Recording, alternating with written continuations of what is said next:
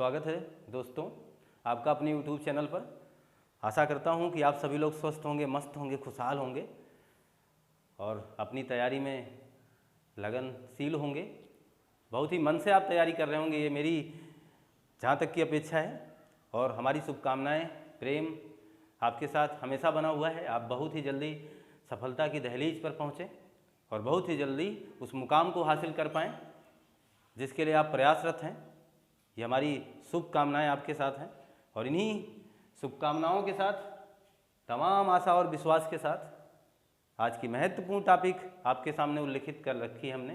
ये नई टॉपिक पाचन एवं पोषण तंत्र। वाकई में यहाँ से बहुत ही ज़्यादा प्रश्न हमारे एग्जामिनर हमसे पूछते हैं, तो हम क्यों ना इसकी क्रमबद्ध जानकारी अपने दिमाग में समाहित करें, क्यों ना हम इसके पहलू को एक बेहतर तरीके से पढ़ने का प्रयास करें और एक सुसज्जित ढंग से अपने मस्तिष्क में इसको सजाने का प्रयास करें। तो एक ग्राफिकल निरूपण करें, आप एक चित्रात्मक अंकन अपने मस्तिष्क में करें, तो सहजता, सुगमता, इन सारी चीज़ों से आप बने रहें हमारे साथ। और पुनः स्वागत आपका।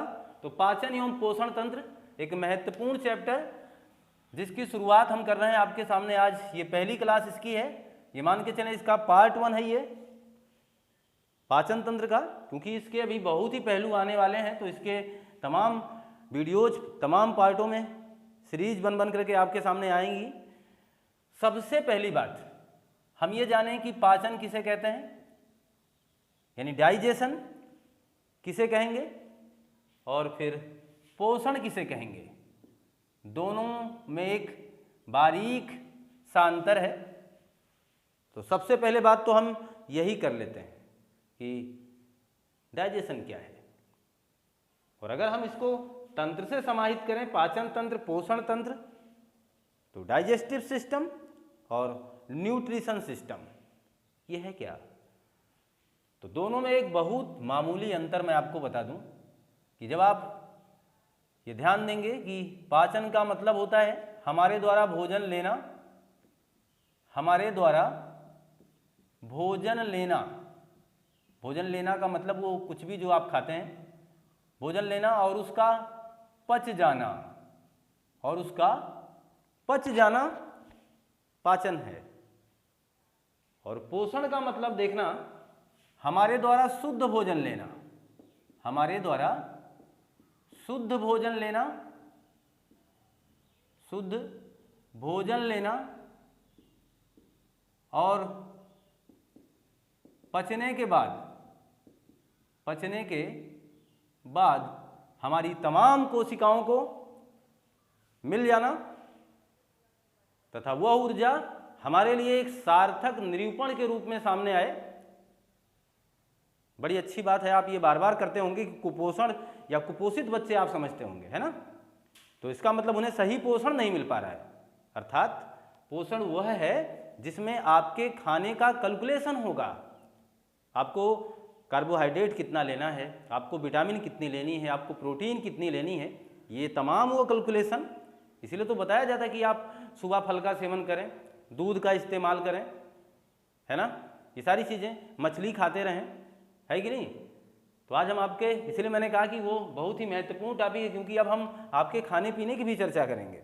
अब तक हम आपकी देखभाल ही कर रहे थे, लेकिन अब हम आपके खाने पीने की भी चर्चा करेंगे कि आपको क्या खाना है और क्या नहीं खाना है ना। तो ये अच्छी टॉपिक है आपके साथ। पाचन का मतलब हम कुछ भी खाएं पच जाए, अर्थात वो बचपन वाला दौर देख लो, मिट्टी खाए होगे, पच गया होगा, हाथ में वो तमाम गंदगियाँ लगी होंगी और फिर भी आपने चाट खाया होगा, आपने बिस्किट हाथ से वो खा ही गए होंगे, मिट्टी में गिर जाने के बाद उठा करके हम उसे खा ही लेते थे, वो भी तो पाचन था। लेकिन वो हमारे शरीर के लिए हानिकारक है और वैसी चीज़ों को हम अपने पोषण में शामिल नहीं करेंगे। हमारा पोषण कहता है कि हम संतुलित भोजन लें। लीजिए, एक बेहतर उत्तर मैंने आपके सामने दे दिया। जो शुद्ध भोजन की बात करूं, इससे कहीं ज़्यादा बेहतर है ये जो शब्दांश अभी, ये जो शब्द अभी हमारे मुख से निकला है, संतुलित। संतुलित भोजन का तात्पर्य है कि हर चीज़ एक निश्चित मात्रा में हो, है ना। तो जब हम आपसे ये काम करना शुरू करेंगे जिस दिन हम ये जानेंगे कि हमें कितना भोजन की आवश्यकता है। वो जब हम भोजन की क्लास लगाएंगे तो हम वहाँ पर संतुलित भोजन की भी बात करेंगे, क्योंकि हम वहाँ खाने पीने से ले करके फिर अपने शरीर में वो विटामिन की भी बात करेंगे, वो दूसरी क्लास होगी। अभी बहरहाल बस इतना समझ लें कि हमें काम क्या करना है, क्योंकि हम तंत्र पढ़ रहे हैं तो हम वहाँ कतई नहीं जाएंगे, है कि नहीं। तो पाचन, हमारे द्वारा भोजन लेना और हमारे द्वारा शुद्ध भोजन लेना, संतुलित भोजन लेना, वो पोषण है और ये पाचन है कि नहीं। दोनों में अंतर बहुत मामूली है, कोई दिक्कत नहीं है, ये बात आप समझ गए। अब मैं अब इस पर बहुत ज़्यादा बहस नहीं करने वाला। आप एक होनहार अच्छे स्टूडेंट्स हैं। अब ध्यान दें, अगर मैं बात करूं कि पोषण के आधार पर जीव कितने प्रकार के होंगे, तो बिल्कुल बहुत ही आसान मसला है। ये पोषण मैं यहाँ लिख दे रहा हूँ और आप इस बात को समझते चलिएगा। पोषण के आधार पर जीव, पोषण के आधार पर जीव जो होंगे वो दो प्रकार के होते हैं। एक होता है स्वपोषी और एक होते हैं विषमपोषी।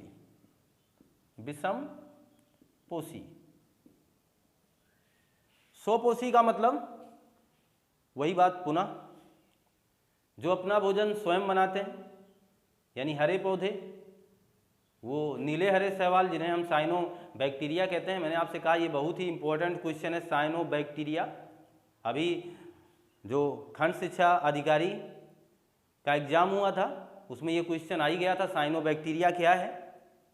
तो ये बात आप ध्यान रखेंगे। तो साइनोबैक्टीरिया भी एक प्रकार का स्वपोषी है, हरे पौधों के साथ साथ वह भी अपना भोजन स्वयं बनाने की क्षमता रखता है। कोई डाउट नहीं ना।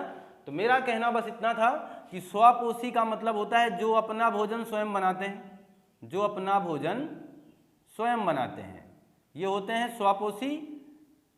स्वयं बनाएंगे ये होंगे स्वपोषी। जैसे हरे पौधे, नीले हरे शैवाल, ये हैं स्वपोषी। और विषमपोषी की बात बस इतनी समझ लीजिए, बाकी बचे सभी जंतु, वो छोटे बड़े, है ना, जंतु हो गए, वो छोटे बड़े, कवक हो गए, परजीवी हो गए, वो सब के सब कहाँ आएंगे, विषमपोषी में। स्वपोषी में बस इतना, बाकी बचा सारा मसला कहाँ जाएगा, विषमपोषी में। ये 3 पार्टों में बढ़ जाएगा, इस बात को भी ध्यान दें। एक होगा प्राणी संभोजी,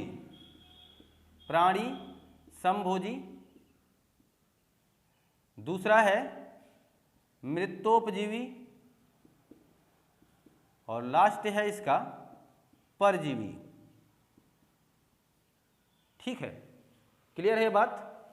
मैंने कहा कि प्राणी संभोजी यानी ऐसे जीव जिनका अंतःकोशिकीय पाचन होता है, अर्थात ऐसे जीव जिनका पाचन अंदर होता है, बस इतना समझ लो, जिनका पाचन अंदर होता है। हमारी तरह हमारा पाचन कहाँ होता है, अंदर होता है ना, कोशिकाओं के अंदर भी होता है, ये मान के चले। तो हमारा पाचन अंदर होता है, हम प्राणी संभोजी के अंतर्गत आएंगे। मृत्योपजीवी का मतलब ऐसे जीव जो सूक्ष्मदर्शी से ही देखे जाएंगे, ऐसे तो नंगी आंखों से देखना ही मुश्किल है। ये बहुत ही सूक्ष्म होते हैं, ये सड़े गले मृत पदार्थों का सेवन करते हैं।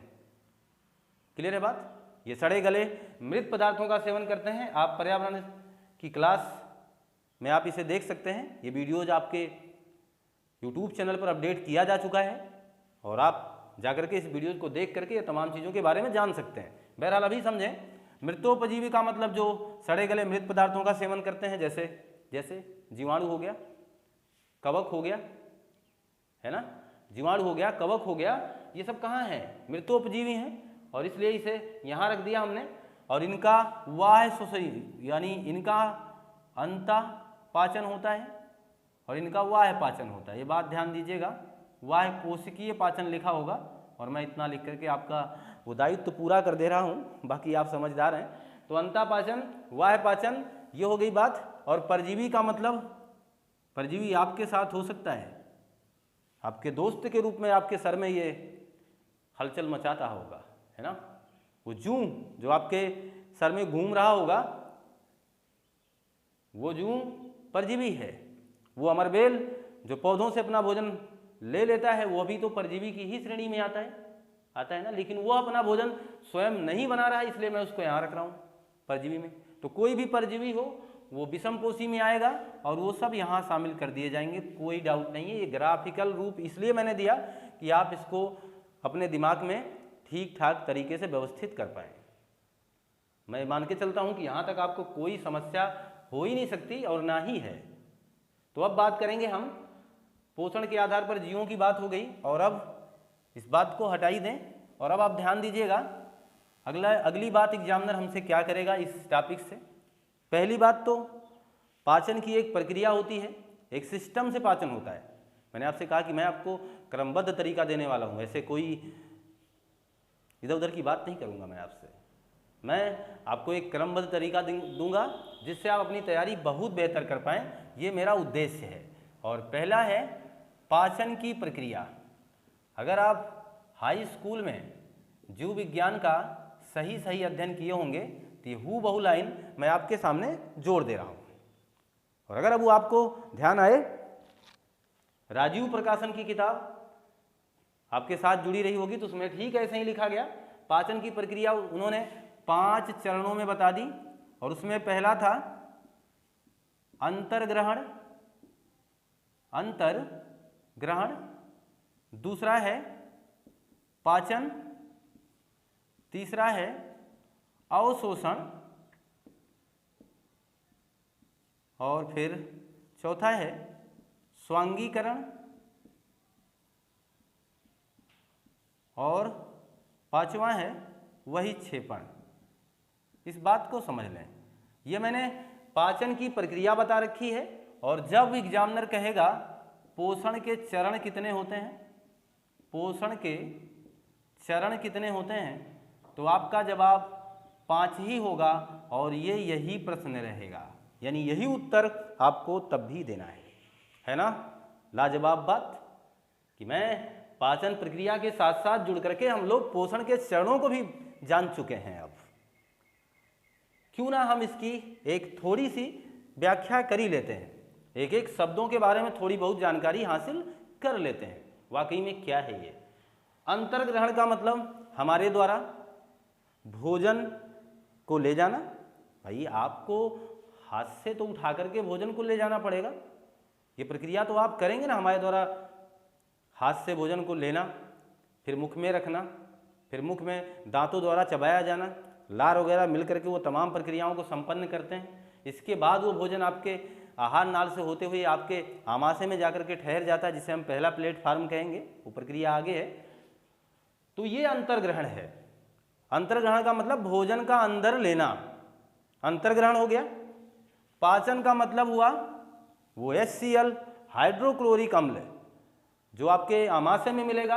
पेप्सिन रेनिन नाम की एंजाइम मिलेंगी जो उस पाचन प्रक्रिया को संपादित करने में अपनी भूमिका अदा करेंगी। वो सब काम पाचन होगा। अवशोषण का मतलब क्या होता है?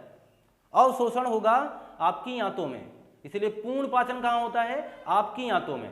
अवशोषण का मतलब वो पचा हुआ भोजन, कार्बनिक अकार्बनिक, ध्यान से सुनते रहिएगा, ये मज़ेदार बात है और इसको हल्के में मत लीजिएगा। इसलिए मैंने कहानी जैसी इस बात को आपके सामने रखने का प्रयास किया। मैं कहना ये चाहता था कि हमारे द्वारा भोजन लेना, फिर हमारे आमाशय में जब वो भोजन पहुंच जाएगा, ध्यान से सुनते रहिएगा, पहुंच जाएगा तो आमाशय में हाइड्रोक्लोरिक, आमाशय का मतलब पेट हमारा, हाइड्रोक्लोरिक अम्ल, वो जो पेट आप ऐसे ही कर देते हैं, वाकई में उतना बड़ा पेट नहीं होता। पेट एक हंसिए का आकार का, इस तरीके का एक गुब्बारे जैसी संरचना है, मांसपेशियों का बना हुआ है। वहाँ पर जाकर के ये भोजन हमारा ठहरता है, लेकिन वहाँ हाइड्रोक्लोरिक अम्ल मिलेगा जो हड्डी तक गला देगा, है ना क्षमता, इसलिए तो मांस खाते हैं, गल जाता है।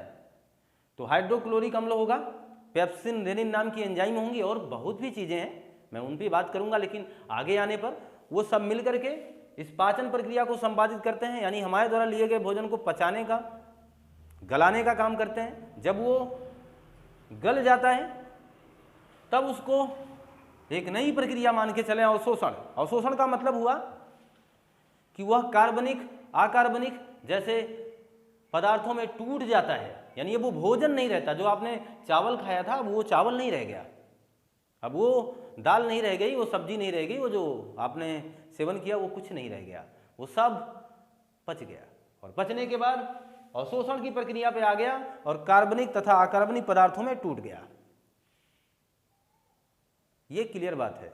और इसके बाद आप ये समझ सकते हैं कि अवशोषित होने के बाद ये हमारे रक्त में मिल जाएगा। कहाँ मिल जाएगा? रक्त में।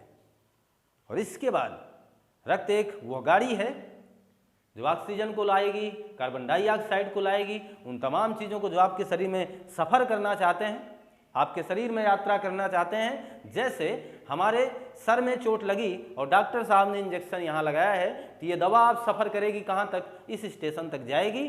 और वो कैसे पहुँचेगी? तो उसे रक्त ले जाएगा। और वो मान के चले वो एक सिस्टम है। जैसे पहले का दौर था तो जब खाना खिलाने की बात होती थी, बाहर शादी समारोह या कोई भी फंक्शन होता था, तो जब खाना खिलाया जाता था तो गांव के ही, यानी हम लोगों के बचपन के दौर की बात कर रहा हूं, तो गांव के ही लोग क्या करते थे, सबको पांत में बैठाया जाता था और सबसे पूछा जाता था, भैया क्या खाएंगे, क्या खाएंगे? मतलब उनसे पूछा जाता था कि पूरी लेंगे कि सब्जी लेंगे कि चावल लेंगे कि कुछ और लेंगे। ये बात पूछ पूछ करके खाना खिलाया जाता था। लेकिन आज का दौर ऐसा नहीं है। आज आप जाइए, अपने मन का उठाइए और खाइए। उस समय ये था, और वही प्रक्रिया हमारे शरीर में है।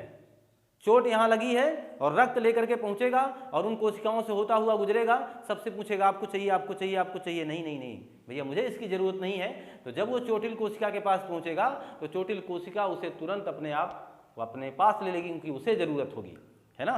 तो ज़रूरत के हिसाब से हमारे शरीर में वो तमाम कार्य संपादित किए जाएंगे। इस बात को आप समझ पा रहे हैं। तो रक्त कार्बनिक अकार्बनिक पदार्थों में जो टूटा हुआ आपका भोजन है उसे ले जाएगा। कहाँ ले जाएगा? तमाम कोशिकाओं को देगा।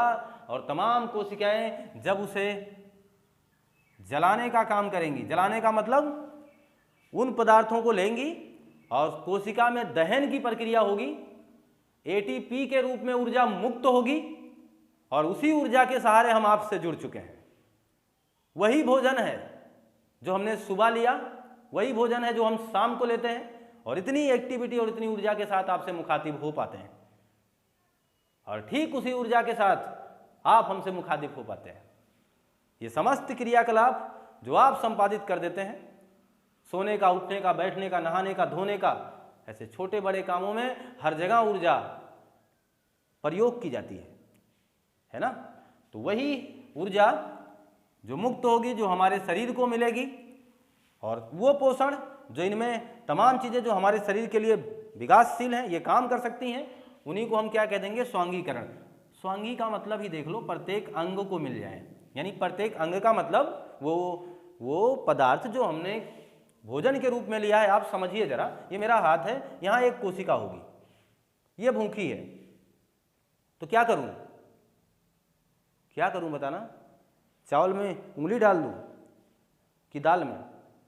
बताना जरा। एक बार चावल में, एक बार दाल में, एक बार सब्जी में, क्या कोशिका को मजा आ जाएगा क्या? ऐसा तो नहीं होगा ना। नहीं तो फिर तो ऐसा अगर होता तो सबके घर में एक बड़े बड़े क्या बने होते? कंटेनर बने होते, और उसी में रोज पकता खाना, और जैसे ही भोजन ठंडा होता क्रमबद्ध तरीके से उसमें डुबकी लगा ली जाती और हमारी तमाम कोशिकाओं को भोजन प्राप्त हो जाता। लेकिन ये सिस्टम नहीं है। वो भोजन को आपको इसी तरीके से ले जाना पड़ेगा। तो चावल तो यहाँ पहुँचेगा नहीं, और अगर यहाँ चावल पहुँच गया फिर तो सड़न हो जाएगा ना। फिर ऐसा नहीं है। इतना तो बात आप जान ही रहे हैं। इसका मतलब यहाँ चावल नहीं जाता, क्योंकि मैं अगर यहाँ काट दूँ तो क्या चावल निकलेगा? नहीं ना।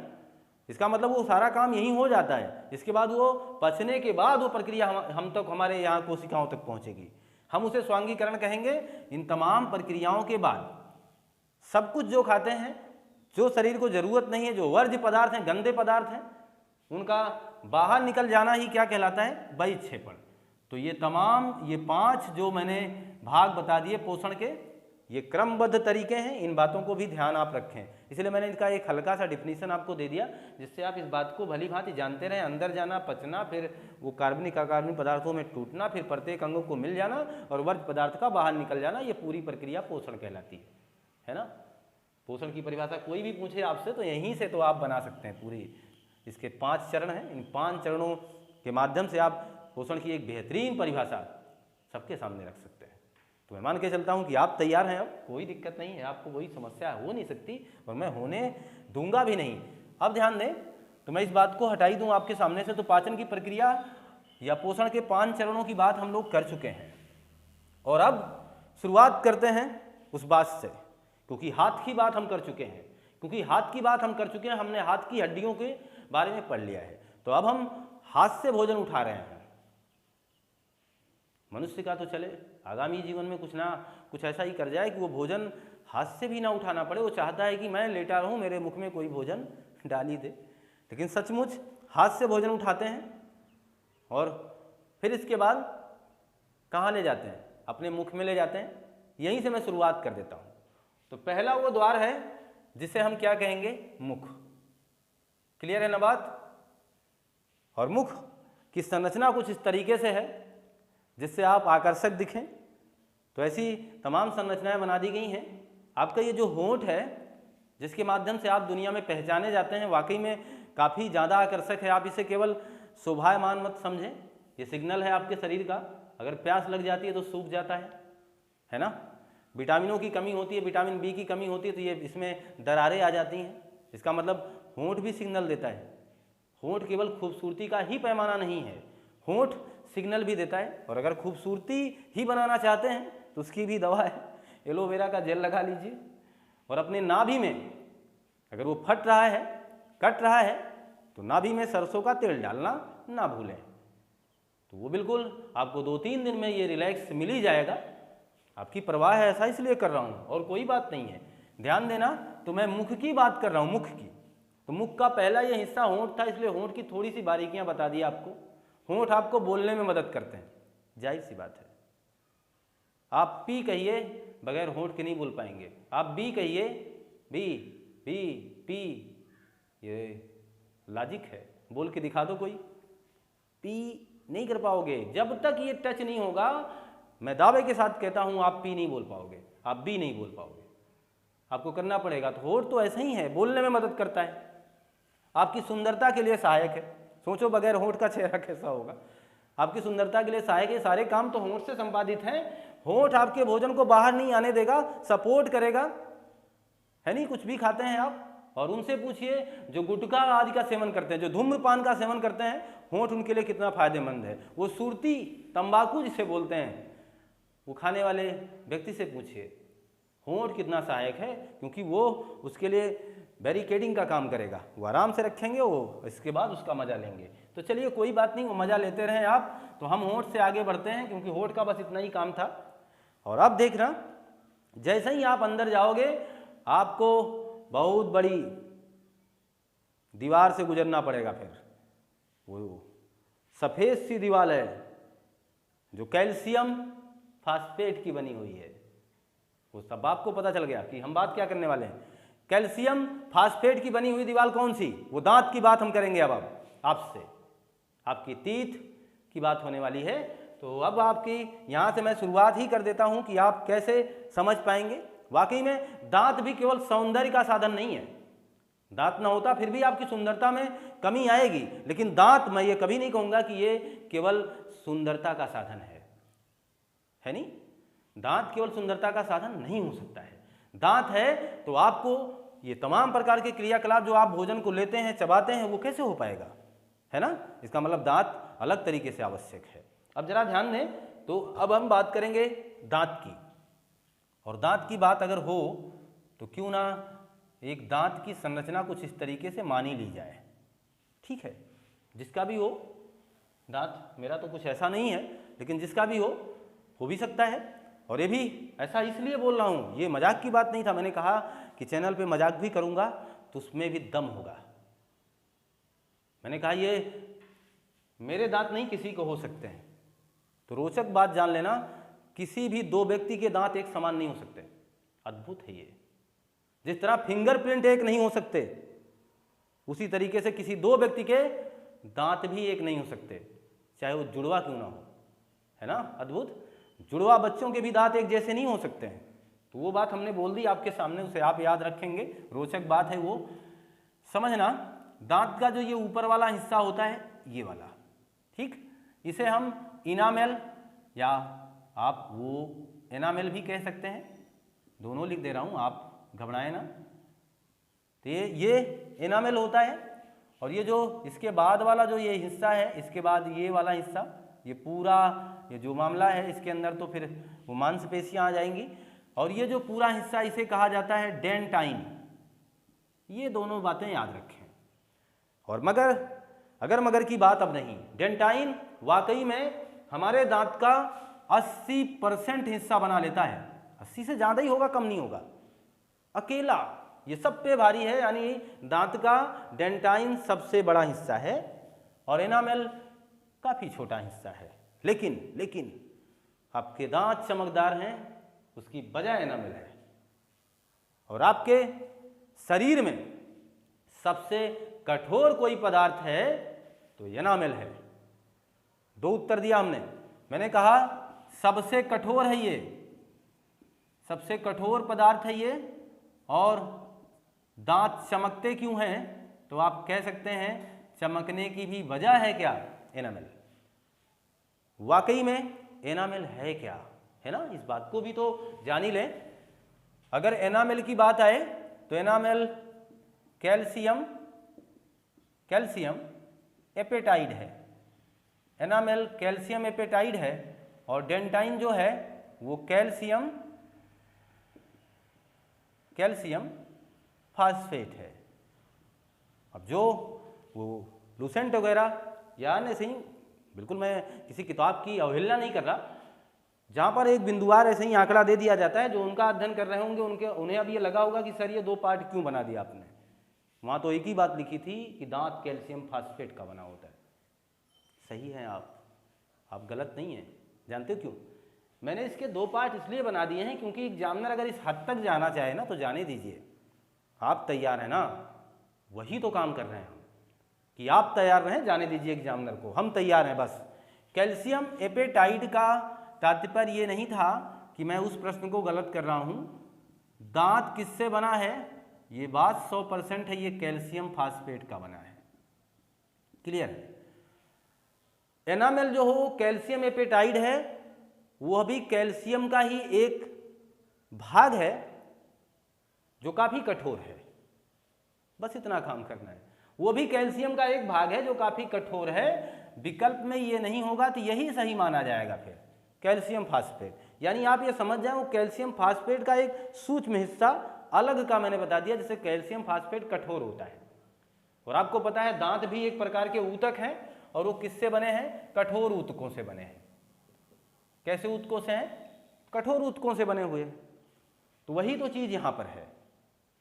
तो ये जो एपेटाइड वाली बात हमने की, कैल्शियम फास्फेट की बात की, दोनों चीज़ें मान के चलना एक ही है, बस ये थोड़ा सा कठोर हिस्सा है, तो इसलिए इसको अलग करके दिखा दिया कि कभी एग्जामिनर ऐसा करना चाहे तो आप कर पाएँ, कोई दिक्कत। हमने कहा कि दांत कठोर ऊतकों से बना हुआ है। और एक महत्वपूर्ण बात और आपके साथ मैं साझा ही कर दूं, साझा ये करना चाहता हूं कि दांत का जिस विज्ञान के अंतर्गत अध्ययन किया जाएगा, ठीक है, वो क्या कहलाएगा?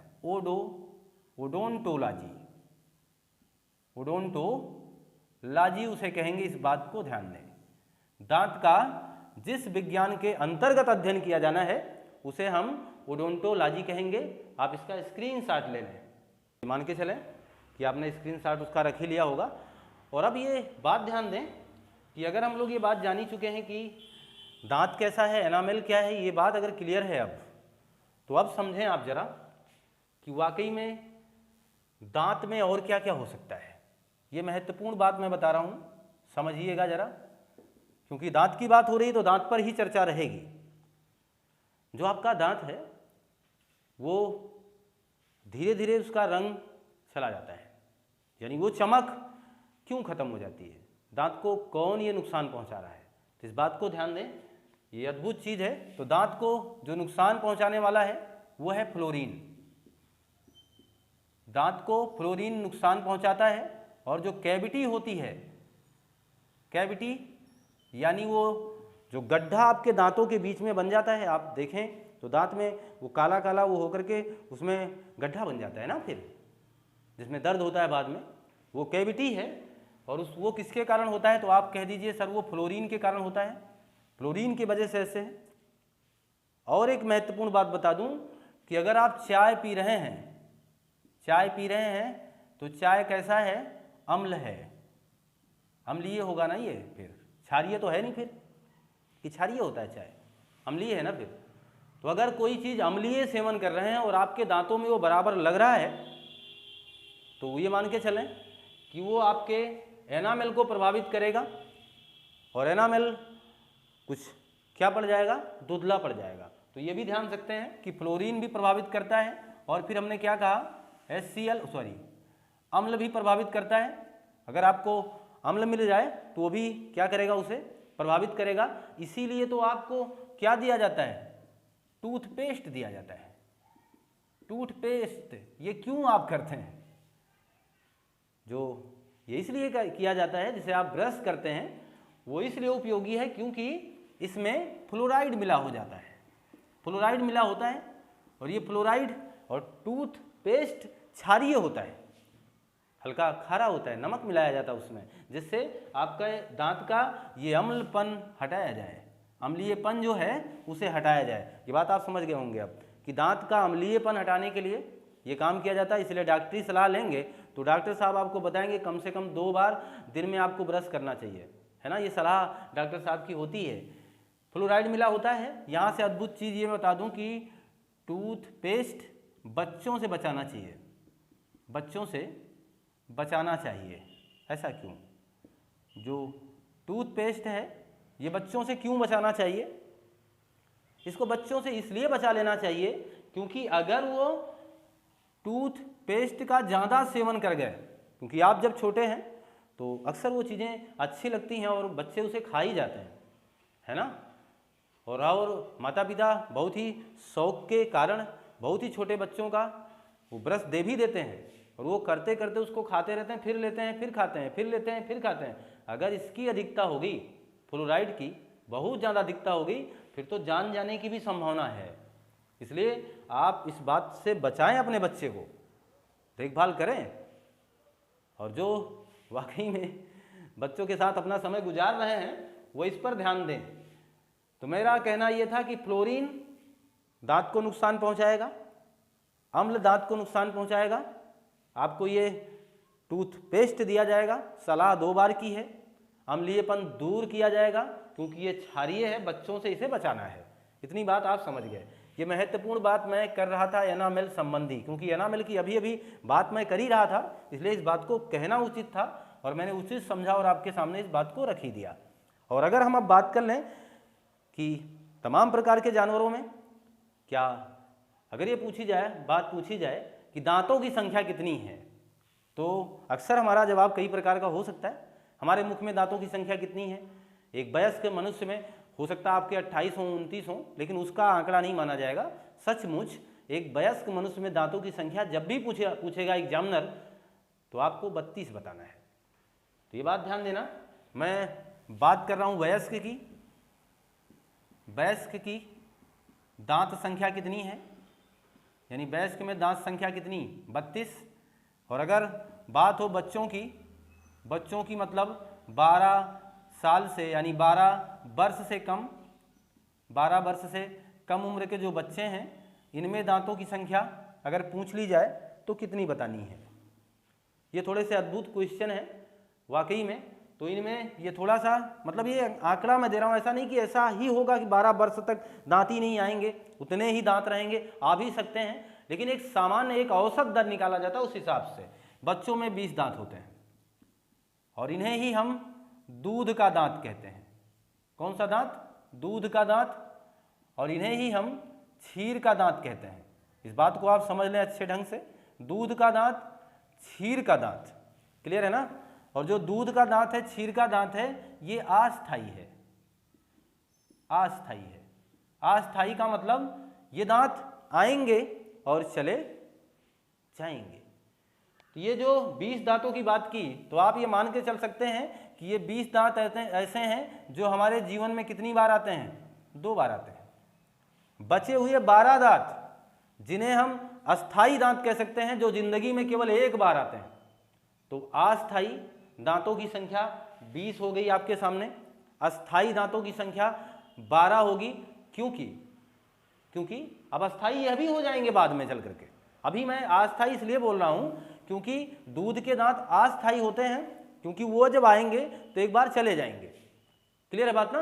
और अस्थाई दांत जो होंगे वो हमेशा आपके साथ बने रहेंगे। वो जब ये टूटने के बाद पुनः आएंगे तो वो सब अस्थाई हो जाएंगे।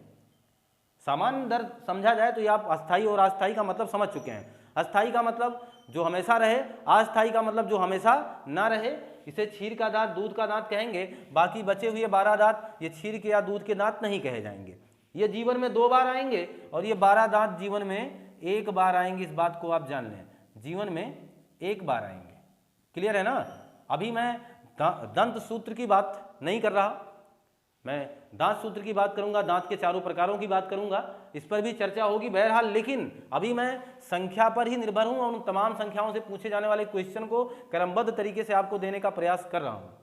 क्लियर है बात। अब आप समझ लें, अगर कभी बात की जाए कि 32 दांत मनुष्य में है, 32 दांत कहाँ है? मनुष्य में है। और कहाँ हो सकता है ये 32 दांत? तो वाकई में समझें, बकरी में है, भैंस में है, चिंपांजी में है। समझ रहे हैं? आप ही नहीं अकेले हैं। बकरी में, भैंस में, चिंपांजी में और हिरन में भी है। ये ध्यान दें। तो 32 दांतों की संख्या बकरी में है, भैंस में है, चिंपांजी में है और हिरन में है। ठीक है। और अगर बात करें मच्छर में कितने दांत हैं, तो मच्छर में 47। और अगर कुत्ते की बात आए तो कुत्ते में है 42। हाथी की बात आ जाए, हाथी में है 26। खरगोश की बात आए तो इसमें है 28। और बाघ, चीता, शेर की बात आए, बाघ, चीता और शेर की बात आए तो इनमें दांतों की संख्या होती है 30। क्लियर है बात। समझ जाइए अब आप। हाथी कहते नहीं, खाने के दांत कुछ और हैं और दिखाने के दांत कुछ और हैं। तो जो हाथी में दांत हैं, जो आप बड़े बड़े बाहर निकला हुआ देख पाते हैं, वाकई में वो डराने के लिए है बस। और वो गलती से हम लोग ये ना समझ बैठे कि जिस तरह की तरीके से शेर में होता है केनाइन, बड़ा कुछ इस तरीके से होता है, वो वाला नहीं है। केनाइन जो है वो मांस खाने के लिए प्रेरित करता है, लेकिन हाथी का जो दांत इस तरीके से बड़ा हुआ है ना, वाकई में वो इंसीजर है, वो कृंतक है, रत्नक नहीं है। क्लियर है बात। वो दांतों के प्रकार में वो मसला क्लियर होगा। अभी मैं इतना कहना चाहता था कि वयस्क में 32 दांत बताना, बच्चों में 20 दांत बताना, अस्थाई दांत, क्षीर के दांत, दूध के दांत ये एक होते हैं।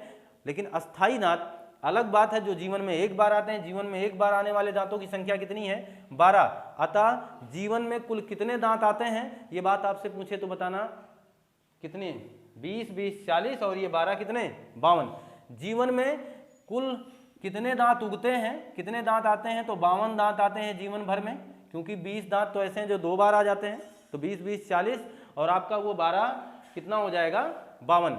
मैं मान के चलूं कि ये बात आपको समझ में आई, संख्याओं का ये खेल जान पाए आप। और अब दंत सूत्र की बात करूं मैं और ये जानूं कि दांत के 4 प्रकार हैं, इंसीजर, केनाइन, प्रीमोलर, मोलर।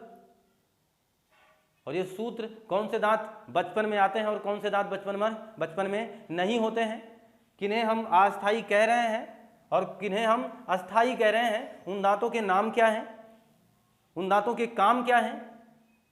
इन तमाम पहलुओं को जानने के लिए मैं आपको अब छोड़े जाता हूं इसकी नेक्स्ट सीरीज के लिए, यानी पोषण एवं पाचन तंत्र जो हमने लिखा है, इसका जो सीरीज नंबर 2 आएगा, जहां आप दांत के बारे में, दांत सूत्र के बारे में, दांत के प्रकारों के बारे में तथा अपने जीवा के बारे में और अपने मुख में बनने वाले एंजाइमों के बारे में एक बेहतरीन कक्षा का इंतजार करें। वो सारी चीज़ें आपको आगे मिलने वाली हैं और इसका एक क्रमबद्ध तरीका अपने दिमाग में सहेजने का प्रयास करें। तो मैं आपको यहीं छोड़े जाता हूं और मिलता हूं आपसे नई कक्षा में। और मैं ये आपसे रिक्वेस्ट करूंगा कि लाइक करें, शेयर करें, सब्सक्राइब करें और कमेंट करना ना भूलें। आपका दिन शुभ हो। आपको बहुत बहुत धन्यवाद।